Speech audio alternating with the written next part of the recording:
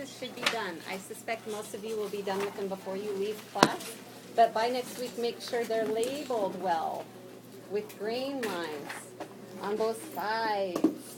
Okay, so just a little ticky-tacky busy work. Don't get caught having to do this the night before. It's not fun to do.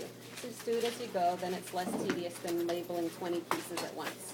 Okay, so we're not going to do the circle skirt cascade today. We'll do that when you're fresh next week. But it is easy. If you've done the circle flounce skirt from 1A, it's going to be a review, and maybe back when you were in 1A it made no sense, so hopefully it'll make sense again. So we're basically making a circle, and we're going to do one little thing to it to make it a little bit different. But next week we'll be doing the circle, and then we're going to do the whole bodice, which should be a little faster than the skirt, partially just because the pieces are smaller. So that's next week, so make sure you bring plenty of dot paper, plenty of brown paper, because we'll just be finishing this project next week and the end. So your homework, besides labeling this, is come up with designs for your final dress.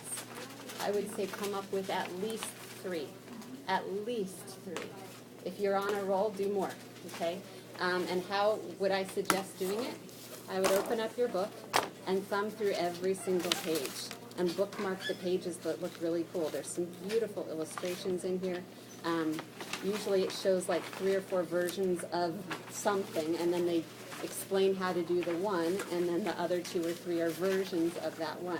So what I would do is I would go through and find a really cool bodice, I would go through and find a really cool skirt, I'd go through and find an interesting collar or sleeve treatment or additional ruffly detail or piecing or something that you would like to try.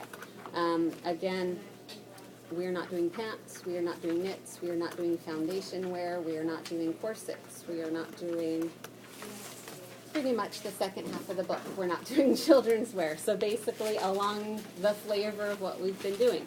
Just please pick something you haven't done before. I don't want to see the same dress come back because that's not creative. It's not stimulating. You're not learning anything new.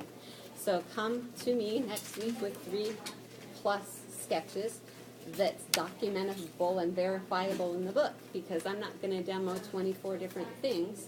The book is going to be your teacher, and I will be your resource to help you if you get stuck. So you're actually going to get a whole lot done because you're not going to have to stop every 20 minutes to listen to a new lecture.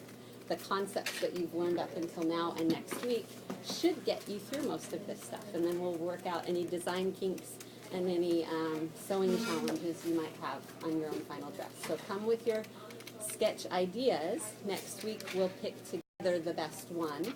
Or, hey, maybe that bodice and that skirt work better together, and maybe it might become a mishmash of what you come up with.